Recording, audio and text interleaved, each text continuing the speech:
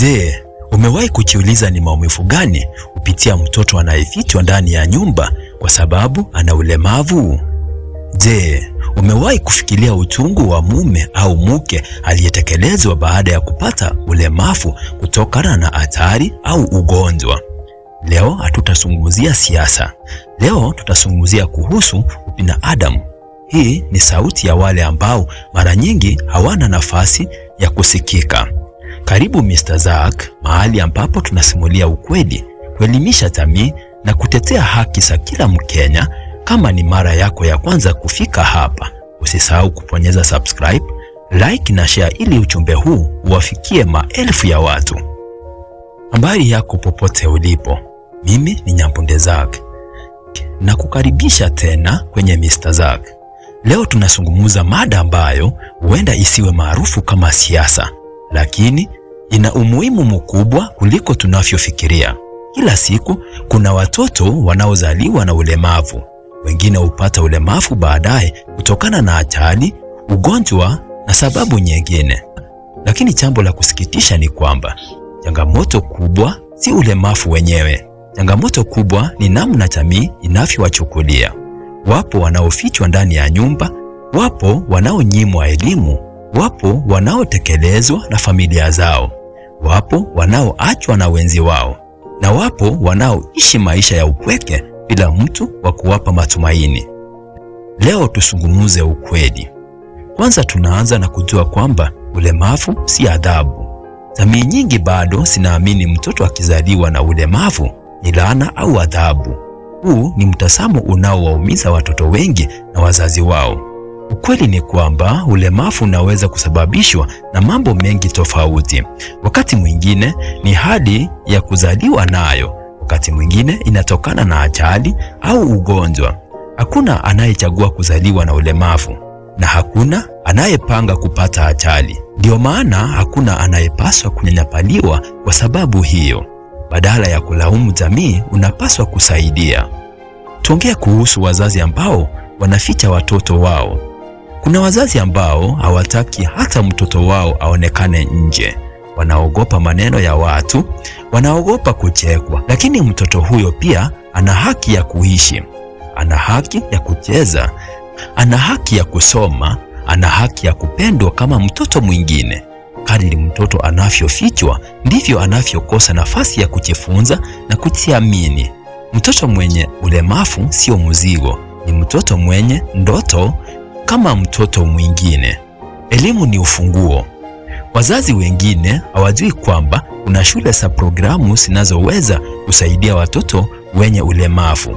Kuna walimu waliopata mafunzo maalum, kuna wataalamu wa lugha, kuna wataalamu wa viungo, kuna wataalamu wa maendeleo ya watoto.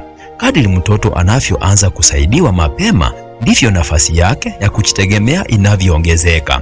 Mzazi asione aibu kutafuta msaada. Hatua ya kwanza inaweza kubadilisha maisha ya mtoto wake. Je, kuna matibabu au msaada wa watoto hao? Ni kweli kwamba baadhi ya hali zinaweza kutibiwa au kuboreshwa kupitia matibabu, upasuaji, dawa, vifaa na kusaidia au mazoezi ya tiba. Kwa wengine ulemavu unaweza kubaki maisha yote. Lakini hata pale ambapo hauondoki, bado mtu anaweza kuishi maisha yenye heshima. Anaweza kusoma, anaweza kufanya kazi, anaweza kuoa au kuolewa, anaweza kulea familia, anaweza kuwa mfanyabiashara, anaweza kuwa kiongozi. Kile kinachohitajika ni nafasi ya msaada. Hebu tuangalie wapenzi ambao wanaotekelezana. Hebu tuwe wa kweli. Ni mara ngapi tumesikia mtu akipata ajali halafu mwenza wake anamwacha? Hilo linaumiza sana. Mapenzi ya kweli hayaishi wakati mambo ni mazuri. Ndoa na mahusiano yanahitajika kusimama pamoja na hata wakati wa majaribu. Leo unaweza kuwa mzima, kesho hujui. Hakuna aliye na uhakika wa kesho. Tusikimbie wale tunaowapenda wakati tunapowahitaji zaidi. Serikali imepiga hatua katika baadhi ya maeneo, lakini bado kuna mengi ya kufanya. Tunahitaji shule nyingi zaidi zenye mazingira rafiki. Tunahitaji vituo vya afya vyenye wataalamu wa kutosha. Tunahitaji vifaa vya kusaidia vipatikane kwa urahisi. Tunahitaji ajira ziongezwe. Tunahitaji majengo na barabara ziwe rafiki kwa watu wanaoishi na ulemavu. Na muhimu zaidi, tunahitaji kampeni za kuelimisha jamii. Ujumbe kwa jamii: ukimwona mtu mwenye ulemavu, usimtazame kwa dharau, usimcheke, usimfanye ajisikie hafai. Mpe nafasi, msikilize, mheshimu, ushirikishe. Ulemavu hauondoi utu wa mtu. Kinachoumiza zaidi si ulemavu, ni jinsi jamii inavyotendea mtu huyo. Ujumbe kwa watu wanaoishi na ulemavu: kama unanitazama leo na unaishi na ulemavu, nataka ujue jambo moja: maisha yako yana thamani, ndoto zako zina thamani. Usikate tamaa, endelea kupambana. Omba msaada unapohitaji. Elimu ipo, fursa zipo, na kuna watu wengi wanaoamini hata kama hawajawahi kukutana nao. Usikubali mtu akwambie kwamba maisha yako yameisha. Bado unaweza kufanikiwa. Mwisho kabisa, leo natamani video hii isiwafikie watu wachache tu. Natamani iwafikie wazazi, walimu, viongozi, serikali, vijana na kila Mkenya, kwa sababu kubadilisha maisha ya mtu mwenye ulemavu unaanza na kubadilisha mtazamo wetu.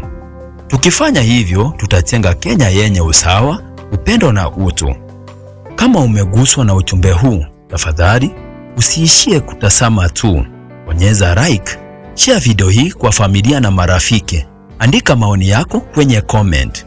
Na kama bado utajiunga kwa familia ya Mr. Zack, bonyeza subscribe ili kila wiki upate makala zenye kuelimisha, kuchambua na kugusa maisha ya kila Mkenya. Mimi ni Nyapunde Zack. Asante sana kwa muda wako. Mungu awabariki watu wote wanaoishi na ulemavu, familia zao, walezi wao na kila anayesimama kutetea utu wa ubinadamu. Ukutane tena kwenye Mr. Zack.